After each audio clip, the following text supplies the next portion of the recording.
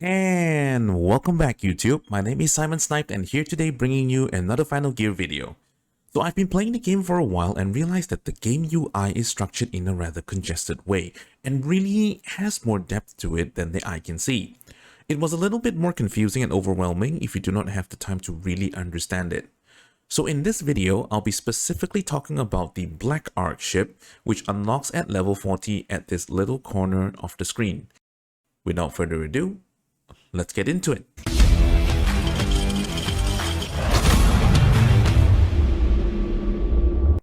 The Black Ark ship is a place where you set up rooms for specific functions.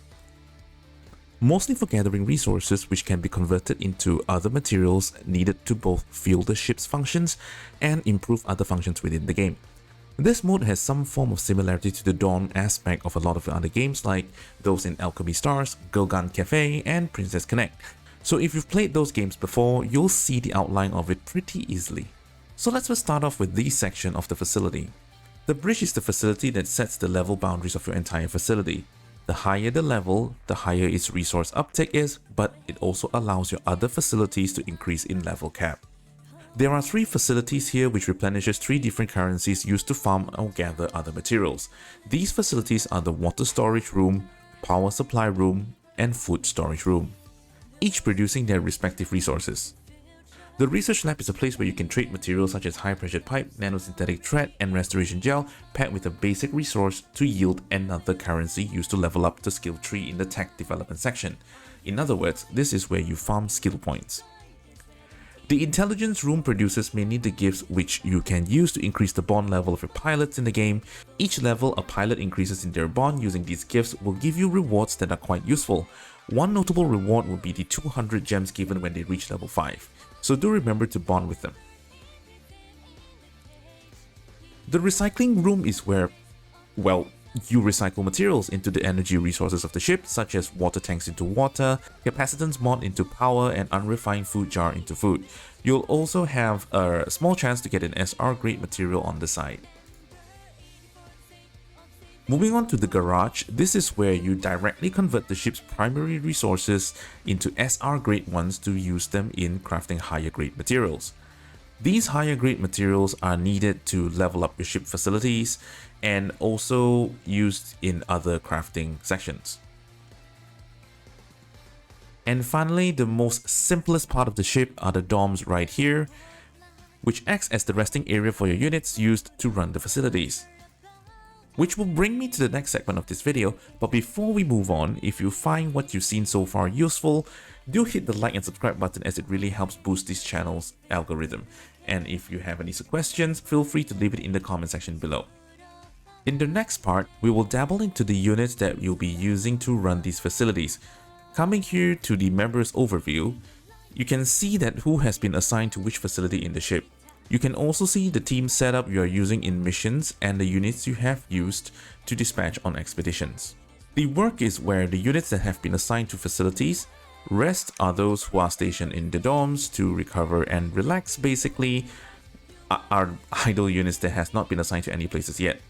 The game has a built-in progression system for units to get better at what they do in the facility as well. These are known as the logistic skills. The more a unit is being used in the same facility, the more EXP they gain from it and can be used to learn skills related to that logistic function. Lastly, I would like to talk about the tech development in this particular section. The tech development area basically is categorized with under 3 different skill trees. The common skill tree, the battle prep skill tree, and the facility skill tree. Each respectively gives you passive bonuses that enhances that respective function. For example, in the facility skill tree, you'll learn skills that increases the XP obtained by mercenary teams when clearing stages. The higher the level it is, the higher the percentage of improvement.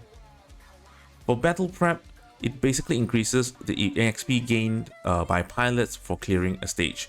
Very similar to the facility, but this functions more when you're doing missions. As for the common skill tree, this allows your facility to have other bonuses such as chances of great success, reduced gold required for upgrading chip parts, increase the gold obtained for skill at clearing a stage, and so on and so forth. So the one skill tree that I would recommend you focus on first would be the common skill tree and then the facility skill tree, and finally move on to the battle prep. I know these were all quite an information bomb, so here's a simplified version of the ship.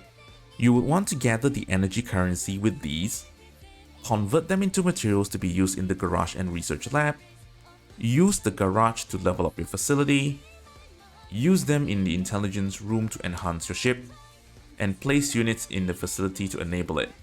Finally, rest when your unit is out of vigor, and rinse and repeat.